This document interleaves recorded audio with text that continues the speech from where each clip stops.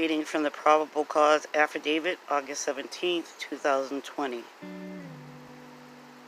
Tina Kirby has accepted the fact that her daughter, Leila, is dead. I think my daughter sacrificed herself to save the baby. Leila Cavett's mother spoke to the Sun Sentinel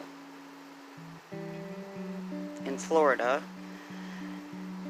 and said the FBI had asked her for a DNA sample after they found shovels in the truck bed of Leila's truck with red droplets. Tina Kirby asked, "Is my daughter coming home?" She said the FBI responded no. She said, "I don't want my daughter to be dead. I can't live the rest of my life not knowing either." The FBI informed Tina that Leila was in Florida for an apprenticeship. They recovered written conversations on Shannon Ryan's iPhone that revealed Leila was becoming his apprentice. He is a self-proclaimed witch. Mom says, "I can't imagine this in a million years. We are devout Christians. She would never willingly be involved in any of that.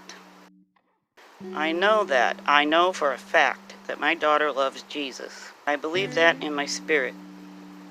About 9 months ago, Leila and her mom Tina had a falling out, and Tina basically asked Leila to move out of the house.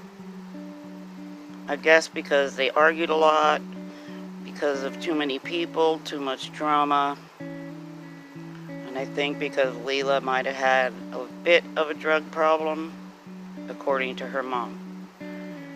But Mom says no matter what, my daughter would never have been away from her son that long. Leila's mom says she's dead, and she doesn't want her daughter to be dead. This is Shannon Ryan in court.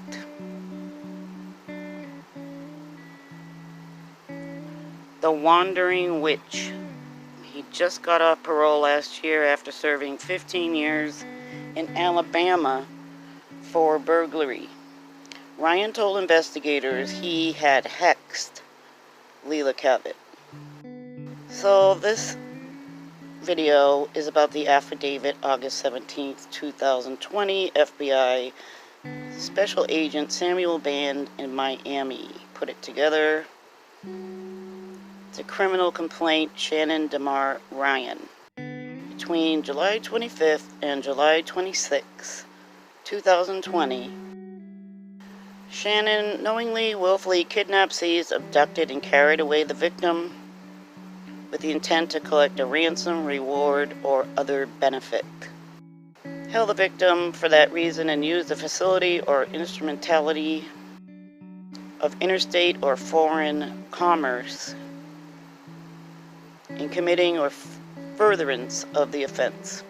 This criminal complaint is based on these facts. I'm a special agent currently assigned to the Violent Crimes and Fugitive Task Force for the FBI in Miami. Statements are made based on personal knowledge and information gathered from other law enforcement agencies. Interviews with individuals who are associates with the defendant and the victims of the crime. I have not included each and every fact known to me. I have included only the facts that are sufficient to establish probable cause. On July 26, between 8 and 8:30 in the morning, a 2-year-old child, they refer to as K.A., was located wandering alone in an apartment complex in Miramar, Florida. Law enforcement posted a photo of the child online in an effort to identify him and determined he was Leila Cavett's child.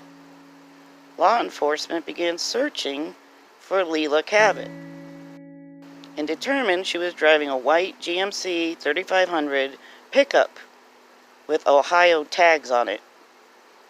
A license plate reader showed her vehicle was last seen at a Walmart parking lot at the intersection of State Route 7 and Hollywood Boulevard in Hollywood, Florida, on July 27, 2020. Law enforcement set up surveillance, and on July 28, 2020, Ryan approached Leila Cavett's truck with keys in his hand. He was interviewed and stated he's known Leila since approximately January 2019. She was coming to Florida to sell him her truck. He told law enforcement he paid $3,000 cash for it. He said Leila had arrived at the racetrack gas station July 25th at approximately 2:30 p.m. Racetrack gas station is at 5800 Hollywood Boulevard, Hollywood, Florida.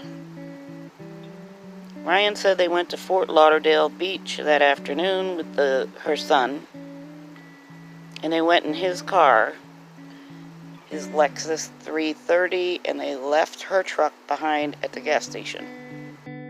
He said they returned to racetrack and parked at the pumps. Ryan told law enforcement that Leila and her child left at 2:30 in the morning, allegedly, with several unknown black males in a dark sedan. He said that was the last time he saw Leila Cavett. Law enforcement reviewed video surveillance from racetrack. The video did not show Ryan's car at the pumps and did not show Leila and her son leaving a dark car. Law enforcement continued investigating and obtained video surveillance from the apartment complex where her son was located, and a vehicle consistent with his gold Lexus is seen directly in front of the complex where her child was recovered only minutes before. His Lexus is distinct. It has a missing front bumper. Video from racetrack shows Ryan's car leaving at 8:15 a.m. and returning at 8:38 a.m., consistent with the time frame in which the child was abandoned and then recovered. Racetrack is less than 3 miles from where the child was recovered. Law enforcement recovered historical cell site data from Sprint for Ryan's iPhone. Responsive records show that Ryan's phone was utilizing a tower in the area the child was abandoned,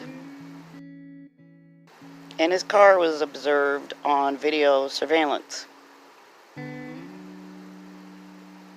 Law enforcement determined Ryan was using a debit card belonging to someone with the initials CL. Review of all transactions of the debit card that he used on July 26 revealed he made purchases at Walmart and Racetrack, located in the same shopping center in Hollywood, Florida. The affiant specifically reviewed 2 purchases made by Ryan July 26 at 9:42 a.m. after the child was abandoned. Video surveillance and store receipts show Ryan, and he was purchasing hefty 39-gallon large trash bags with drawstring, 2 boxes of extra strength carpet deodorizer, and 15 minutes later, he went back to Walmart to buy advanced strength duct tape.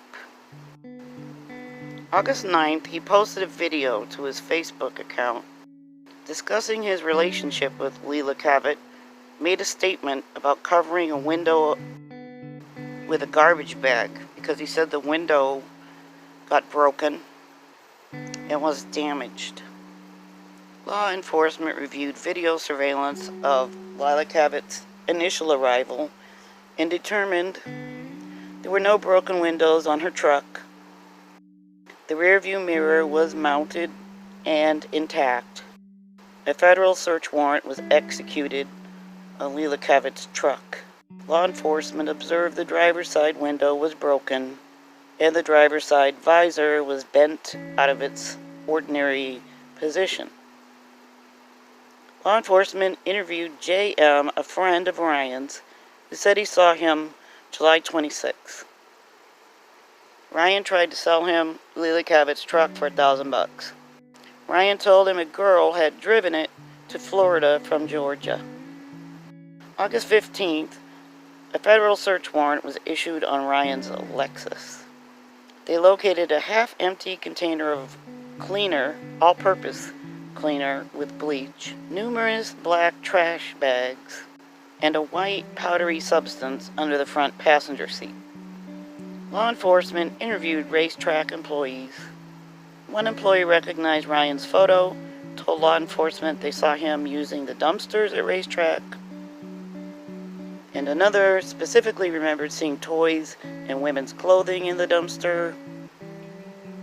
And even more specifically, they recognized Leila's distinct floral pants in the dumpster. They recovered video surveillance from July 26, 2020, and on August 15th, forensic extraction on his phone showed numerous Google searches. He searched, "What day does commercial garbage pick up for Hollywood, Florida?" And he searched, "Does bleach and alcohol make chloroform?" And that was at 1:45 in the morning. Chloroform incapacitates victims. Law enforcement interviewed numerous witnesses, including family members of Leila Cavett, and they all insist that she would never leave her child alone with anyone. Law enforcement learned Cavett was still breastfeeding. Law enforcement reviewed Leila Cavett's social media accounts, and she regularly talked to her friends and family on Facebook Messenger. But after July 26, there was no activity on any of her social media accounts. Ryan's Lexus had an Ohio tag just like the truck, manufactured outside the state of Florida, and had traveled interstate and foreign commerce. Based on my training and expertise, as further supported by the foregoing facts, I respectfully submit that probable cause exists to believe that beginning July 25th and continuing to July 26, 2020, Shannon Ryan did kidnap knowingly and willfully Leila Cavett and or her son. I am really praying for Leila's family. I hope they find her. I really hope she's safe. There's also a $10,000 reward for any information leading to her recovery. So please contact 911. Talk to you later, guys. I love you. Bye.